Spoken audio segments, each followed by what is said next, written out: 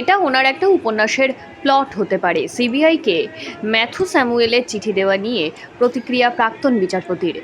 তমলুক লোকসভা কেন্দ্রের মহিষাদল গোপালজিউ মন্দিরে পুজো দিয়ে এসে মন্তব্য করলেন প্রাক্তন বিচারপতি অভিজিৎ গঙ্গোপাধ্যায়।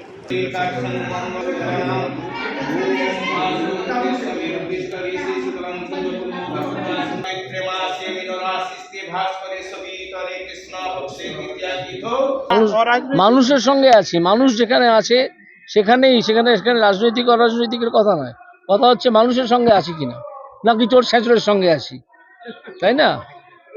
নাকি হাওড়া ইমপ্রুভমেন্ট ট্রাস্টে গিয়ে চেয়ারম্যান হয়ে বসে আছি, এটাও একটা প্রশ্ন।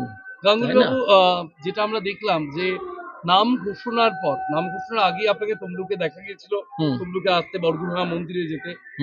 নাম ঘোষণার পর দুদিনের রঙের উৎসব ছিল এবং তারপর আজকে থেকে দেখা যাচ্ছে বিভিন্ন মন্দিরে, গান্ধী মূর্তিতেও আপনাকে মাল্যদান করতে দেখা গেছে, ভারত সেবাশ্রমে যেতে দেখা গিয়েছে। সেক্ষেত্রে আজকে থেকে কি আনুষ্ঠানিক প্রার্থী অভিজিৎ গঙ্গোপাধ্যায় প্রচার শুরু? না না, প্রার্থী গতকাল থেকেই শুরু হয়ে গেছে।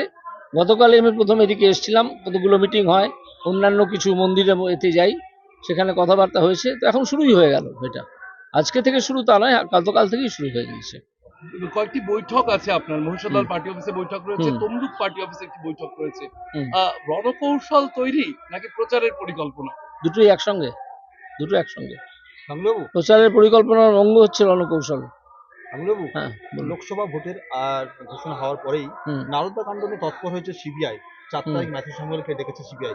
বিরোধীরা বলছে যে সঠিক যদি তদন্ত হয়, শুভেন্দু অধিকারী আগে জেলে যাবে। ঠিক আছে। ম্যাথু স্যামুয়েল আজকে সিবিআই কে তার তলবের নিরিখে একটি চিঠি দিয়েছেন। তাতে তার বক্তব্য, ইলেকশন এলেই দেখা যায় ডাক পড়ে আমার নারদা স্ক্যামে, কিন্তু যারা অ্যাকিউজ তারা এদল ওদল করে বেড়ায়, তাদেরকেও ডাকে না, আমায় কেন এত ডাকাডাকি?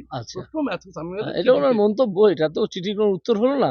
এটা ওনার হয়তো একটা উপন্যাসের একটা প্লট হতে পারে, যে কেন ওনাকেই ডাকা হচ্ছে বারে বারে এই সময়গুলো। ঠিক আছে, আপনি শুধু হাসলেন, কিছু বললেন না। হাসি ছাড়া কিছু দেওয়ার নেই আপনাদের চ্যানেলকে। আপনাকে কেন বললাম যে হাওড়া ইমপ্রুভমেন্ট ট্রাস্টের চেয়ারম্যান আমি নই।